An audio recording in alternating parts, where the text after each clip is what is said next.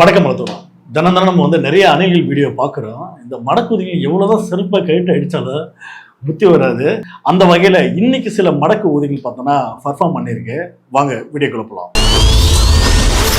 Hi தமிழ்நாட்டு மக்களே, நான் பெங்களூர்லேருந்து பேசுகிறேன். ரீசெண்டாக விஜய் அண்ணாவது ஒரு வீடியோ பார்த்தேன். சர்ச்சுக்கு போயிட்டு அவர் முட்டிக்கால் போட்டுன்னு அவர் வேண்டுறாரு.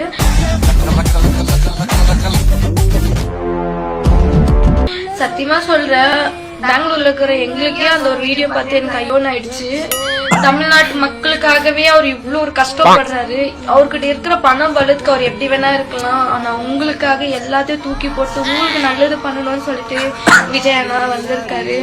உங்களுக்காக இவ்வளவு பண்றாரு. அவருக்காக நீங்க ஒரே ஒரு விஷயம் பண்ணுங்க. என்னன்னா, விஜய் அண்ணாக்கு விசில் சின்னத்துக்கு உங்க ஓட்டு போடுங்க. உங்க ஓட்டு வேற யாருக்கும் போட்டு வேஸ்ட் பண்ணாம தளபதி விஜய் அண்ணாக்கு விசில் சின்னத்துக்கு ஓட்டு போடுங்க. சத்தியமா சொல்றேன், அந்த மனுஷன் மூஞ்ச வாடிச்சு. எங்களால பார்க்கவே முடியல. விஜய் அண்ணா, நீங்க யாருக்காக இவ்வளவு கஷ்டப்படணும், நீங்க மக்களுக்காக இவ்வளவு கஷ்டப்படுறீங்க. ஆனா அதே மக்கள் உங்களை என்ன பண்ண போறாங்க, அதுக்கு பதில் எனக்கு ஒன்னும் புரியல. சத்தியமா உங்களுக்கு எல்லா கடவுளும் உங்களுக்கு அந்த ஒரு இவ்வளவு விஷயத்த ஃபேஸ் பண்ற அளவுக்கு உங்களுக்கு சக்தி கொடுக்கணும். ஆனா நீங்க இதுக்கும் மேல நீங்க வருவீங்க. சத்தியமா சொல்றேன். ஆனா நீங்க சோர்ந்து போயிடாதீங்கன்னா விஜயனா, நீங்க சோர்ந்து போயிடாதீங்க. கண்டிப்பா நீங்க வருவீங்க. ஆல் தி பெஸ்ட் தமிழ்நாட்டு மக்களே. அண்ணாவை கை விட்டுறாதீங்க. உங்க மேலேயே நம்பிக்கை இருக்குது. இன்னும் வேற என்ன சொல்வேன்னு எனக்கு தெரியல. நீ இதுக்கு மேல ஒன்னும் சொல்லாதப்பா. தமிழ்நாட்டு மக்களாக நாங்க கண்டிப்பா அண்ணனுக்கு பெரிய ஆப்பு சொறி வைக்கிறோமா, கவலைப்படாத. அதாவது இந்த தற்கொலை பார்த்தோன்னா எங்க இந்த வீடியோ போட்டிருக்குன்னா பெங்களூர் வீடியோ போட்டிருக்கு. அது அழுது அந்த அண்ணன் பாவம், அந்த அண்ணன் முகம் மூஞ்சி வாடி போயிருக்கு. அவர் எவ்வளவு பேர் ஆள் தெரியுமா? அவர்லாம் இங்க அரசியல கஷ்டப்படணுமா? அவர் யாரு? சாமி. அவர்லாம் தன்னோட குடும்பத்தை விட்டு வந்தாரு. திரிஷா மட்டும் விட்டு வர மாட்டாரு. ஏன்னா அது வேற மாதிரி உறவு. அதனால அதை மட்டும் விட்டு வர மாட்டாரு. ஏன் தன்னோட வாழ்நாள சம்பாரிச்ச ஒட்டுமொத்த சொத்தை பார்த்தோன்னா மக்களுக்காக எழுதி கொடுத்துட்டு அப்படியே தூக்கி போட்டு மக்களுக்காக இதாடா என் உயிர் எடுத்துக்கங்கடா வாடா அப்படின்னு அண்ணா அப்படியே ஓடி வராரு. ஐயோ, இந்த பொண்ணு பார்த்துட்டு அப்படியே கத்துறது. அம்மா, இதை பார்க்கும்போது அப்படியே என்னோட உடல்லாம் பார்த்தோன்னா கண் கலங்குது. உடலே கண் கலங்குது. அந்த அளவுக்கு பார்த்தோன்னா அண்ணனை பார்த்து பார்த்து கஷ்டப்படுதுமா. சிம்பிளா ஒரே ஒரு கேள்வி கேட்கிறேன். நீ நியூஸ் பார்த்துட்டு இருக்கல, முன்ன கட்சி ஆரம்பிச்சதுல இருந்து எத்தனை நாள் பனையூர் விட்டு வெளியே வந்தாரு? களத்துல என்னைக்கு நின்னாருன்றது கொஞ்சம் எண்ணி சொல்லுமா. ஒரு மக்களுக்காக வந்த தலைவன் எத்தனை முறை மக்களுக்காக வெளியே வந்தான்னு எண்ணி சொல்லுங்க. அப்படி எண்ணி பாத்தீங்கன்னா நீங்களே அங்க இருந்து செருப்பை கழட்டி அடிப்பீங்க. யாரு மொன்ன செருப்பு கழட்டி அடிப்பீங்க. பனையூர்ல ஒரு நடிகோட ஜல்சா பண்ணிட்டு ஜாலியா என்ஜாய் பண்ணிட்டு சரக்கு போட்டு மொன்ன சுத்தினிக்கிறான் ஊரை. அவருக்கு போய் நீ என்ன அது பர்ஃபார்மன்ஸ் இல்ல, இப்படிலாம் பண்ணா வீடியோ போவோம் வியூவர்ஸ் போட்டு பொண்ணுக்கிறியா? உன வீட்டுக்கு ஒரு புருஷன் பார்த்தா செருப்பை கழட்டி அடிக்க போறாமா. அடுத்த ஒரு அணில் வீடியோ போட்டிருக்க, அதை பார்ப்போம்.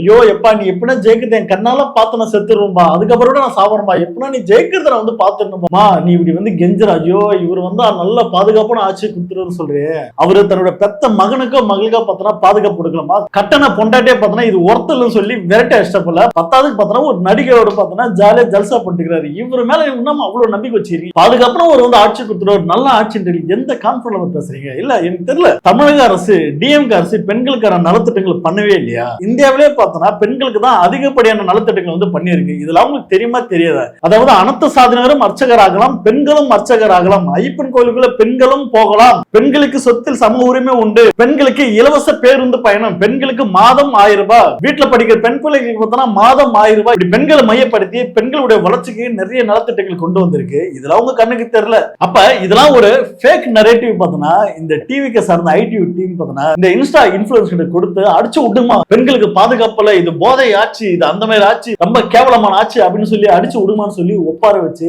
இந்த லாட்ரி ஊழலே புரண்டு வந்த அந்த லாட்ரி பார்த்தோன்னா இந்த மாதிரி வேலையை பார்த்து வச்சிருக்கல. அதனாலதான் ஒரு சில அணில்கள் பார்த்தோன்னா அழுது ஒப்பாரி வைக்குது. அதுல ஒரு அணில் ஒரு படி மேல போயிட்டு இலவசங்களை கொடுத்து இந்த நாட்டை குட்டிச்சடாக்குது இந்த அரசு, டிஎம்கே அரசு அப்படின்னு சொல்லுது. நான் 8000 ரூபாய் கூப்பன் தரேன், நான் 10,000 ரூபாய் தரேன் தான் சொன்னாங்க. அதெல்லாம் அந்த சீனே கிடையாது. விஜய் கூட 2500 ரூபாய் நான் கொடுக்குறேன் அப்படின்னு. ஆமா, நீங்க தப்பா. ஆனா அவர் என்ன தெரியுமா சொல்றாரு, மக்கள் பணத்துல இருந்து கொடுப்பேன்னு சொல்லல, ஏன் பணம், நான் ஏன் பணத்தை தரேன், மக்கள் பணம் எனக்கு தேவையே கிடையாதுன்ட்டாரு அவரு. அவர் தானா முன்ன கூட ஆட்சிக்கு வந்தா மாதம் வந்து 2500 ரூபாய் தரணுறாரு. இது மட்டும் வந்து இலவசம் இல்லையா?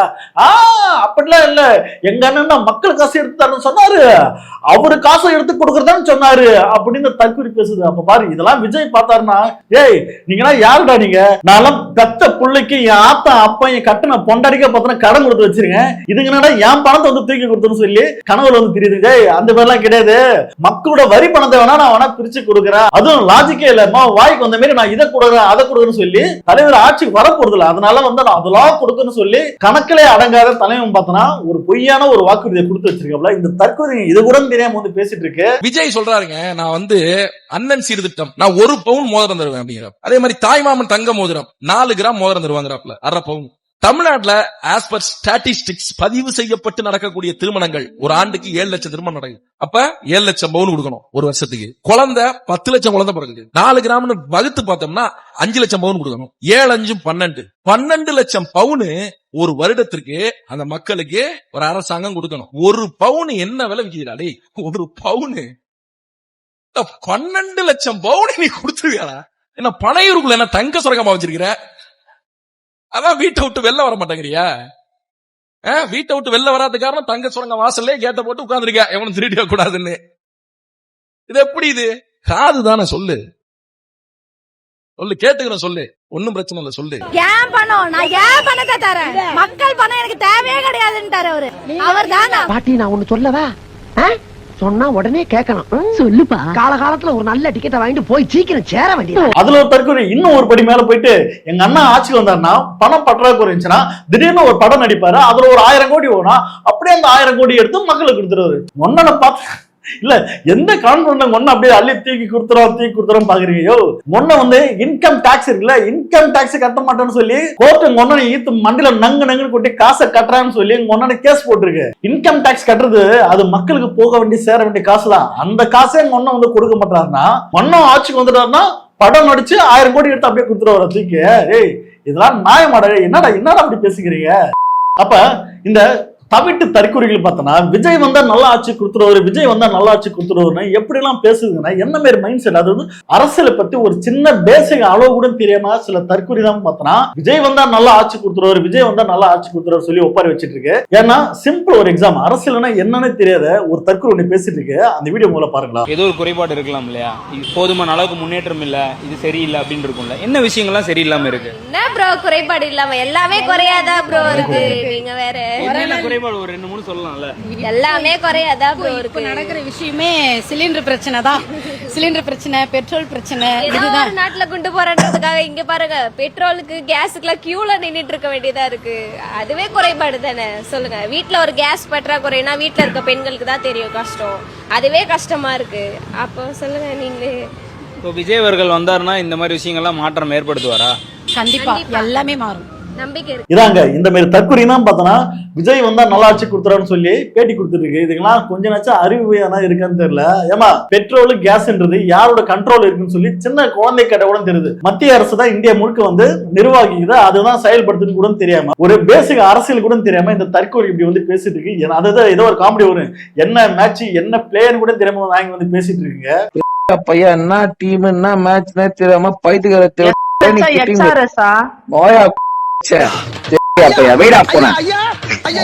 அதாவது எவனே ஒருத்தன் குண்டு போட்டானா அதுக்கு யாரு தலையிட்டு பேசணும்? சிஎம் பேச முடியும்? அப்ப இந்தியன் பிரதமர் ஆனா மோடி தான் பேசணும். ஆனா இவங்க அண்ணா ஆட்சி வந்தானா இவரு பேசுவாரு டைரக்டா. ஏன்னா அண்ணா சினிமால பேசுவார்ல, ஹலோ நான் உங்க விஜய் பேசுறேன், தமிழ்நாட்டுக்கு மட்டும் எப்படின்னா கேஸ் சிலிண்டர் நிக்காம வரணும், இல்லன்னா நான் இங்க இருந்தே வந்து குண்டை விட்டு உன் நாட்டை காலி போகணும் சொல்லி விஜய் வந்தானா ட்ரம்ப்புக்கே பார்த்தனா டஃப் கொடுப்பாரு. அந்த அளவுக்கு விஜய் சும்மா அறுத்து தள்ளிடுவாரு. அதாவது மோடின்ற ஒரு வார்த்தை கூட மேடையில பேச மாட்டாரு. முன்ன தொடரடிக்கு இவர் போய் உலக நாட்டுல சண்டை போட்டு பெட்ரோலும் கேஸும் கொண்டு வந்து கிழிச்சு விட்டுருவாருல.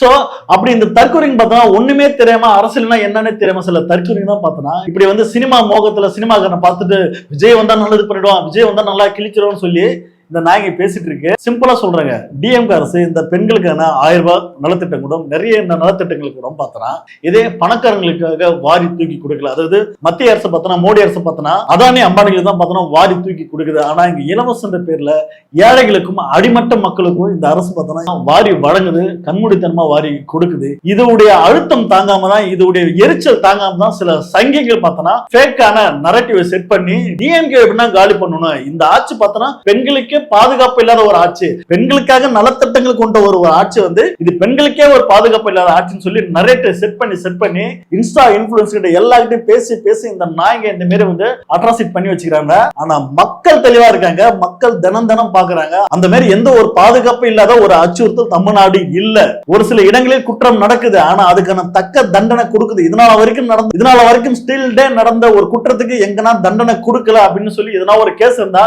எடுத்து போடுங்கடா தற்கொலைகளா. அப்ப இல்லாத ஒரு பிரச்சனை வந்து இவனை வந்து ஃபேக்கா வந்து இப்படி நரேட் பண்றானா அப்ப இந்த ஆட்சி சரியா செயல்படுது. சில சங்கிகளுக்கு வந்து இது அச்சுறுத்தலா இருக்கு. அதன் காரணமா தான் ஒண்ணுமே கையாளாக முடியாத ஒரு விஜய், மக்களுக்காக வெளியே வராத பண ஊர்லயே இருக்கிற ஒரு விஜய்க்கு வந்து இந்த ஆட்சியை தமிழ்நாட்டை தூக்கி கொடுத்துருங்க அப்படின்னு சொல்லி சில தற்கொலைங்க வந்து ஒப்பார வைக்குது. அதுல இன்னும் ஒரு சில அணிகள் வந்து பேசிருக்கு. அந்த வீடியோவும் கொஞ்சம் பாத்துருவோம். ஹாய் ஃப்ரெண்ட்ஸ், நான் சேலம் பொண்ணு சரண்யா. உங்களுக்கு ஒரு சந்தோஷமான விஷயம் என்னன்னு கேளுங்க. கிட்டத்தட்ட ஒரு 3 மணி நேரமா ரொம்ப அழுது போராடி என் முருகன் கிட்ட ஒரு வாக்குறுதி கேட்டேன்.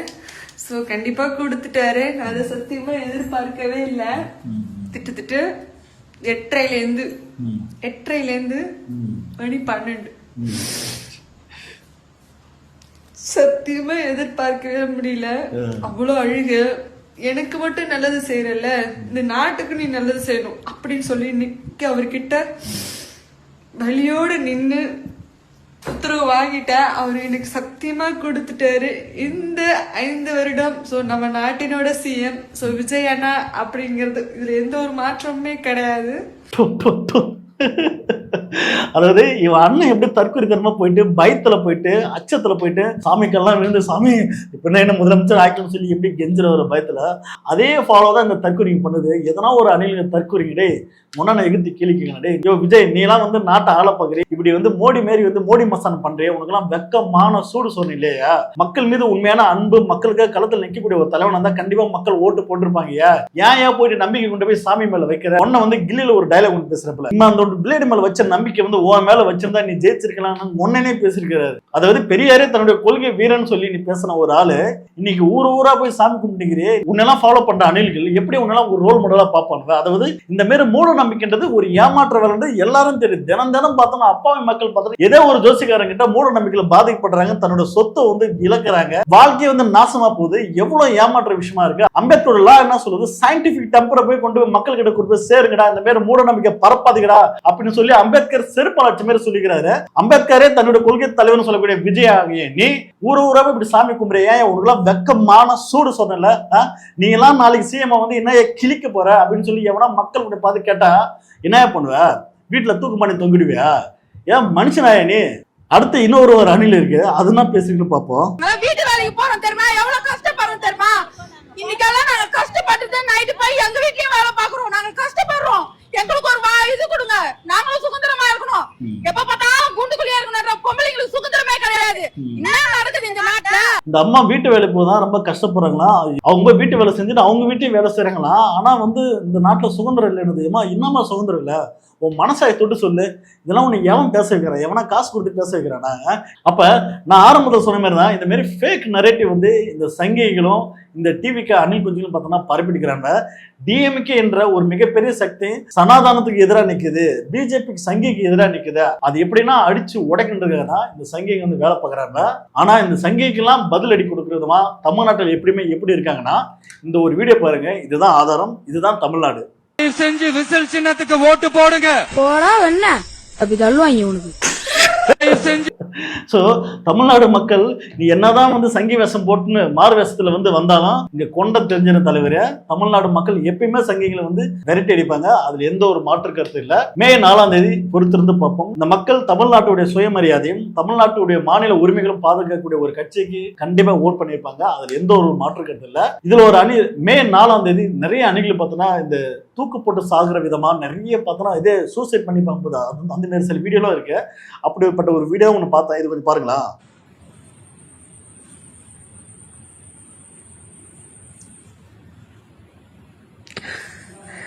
விஜய் ஜெயிப்பாரு, நான் வேண்டி தோன்ற சரித்திரம் இல்ல.